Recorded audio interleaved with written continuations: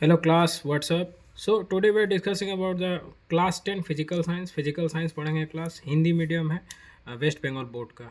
तो कुछ इंपॉर्टेंट जो क्वेश्चंस है वो आज हम लोग देखेंगे यहाँ पे बोर्ड्स के लिए। तो ओम का नियम क्या है? पहला सवाल है क्लास फिजिकल साइंस में, नियत ताप पर किसी चालक में प्रवाही धारा के विभवांतर के समानुपाती होता है, यानी V is directly proportional to R। ठीक है, दोनों एक दूसरे के बराबर होते हैं, यानी potentially directly proportional to resistant and also the directly proportional to I, मतलब करंट। सो जो नियत ताप होता है क्लास, नियत ताप पर किसी चालक में प्रवाहित धारा विभवांतर के समानुपाती होता है।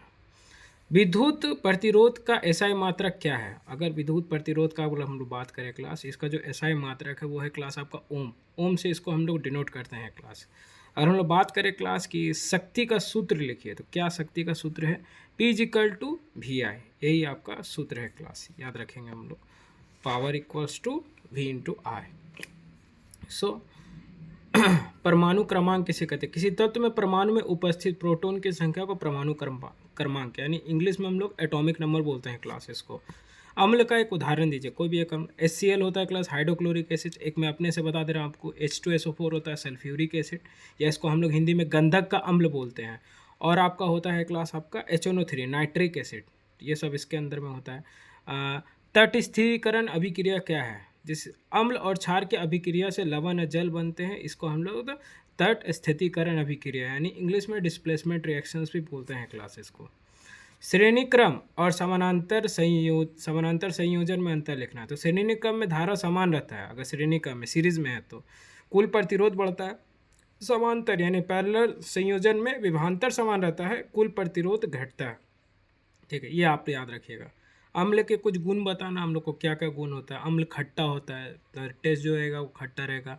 नीले लिटमस को लाल करता है, जो नीला लिटमस है उसको लाल करने का काम करता है। धातुओं से अभिक्रिया कर हाइड्रोजन गैस देता है, अगर धातु से मेरा रिएक्ट कर रहा है तो वो क्या करता है क्लास, आपका हाइड्रोजन गैस देता है।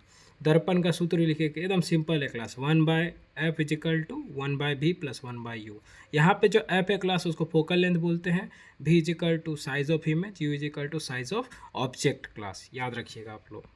pH स्केल क्या है? pH स्केल 0 से 14 तक होता है। अगर pH 7 से बड़ा है क्लास तो वो अम्ल होगा, अगर 7 का बराबर है तो तटस्थ, मतलब कहने का मतलब न्यूट्रल बोलते हैं इसको हम लोग।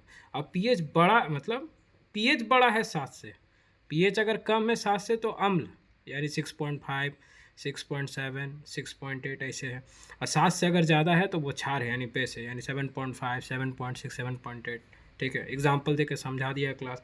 उसके बाद हम लोग बात करेंगे क्लास धातुओं और अधातुओं में अंतर लिखना है। क्या अंतर होता है? धातु विद्युत के अच्छे चालक होते हैं, चमकीले तथा तन्य होते हैं। अधातु सामान्यतः कुचालक और भंगुर होते हैं। मानव नेत्र के दोष लिखिए। निकट दृष्टि दोष होता है क्लास, और आपका होता है दूर दृष्टि, दो ही तो दृष्टि दोष होता है class. Thank you so much.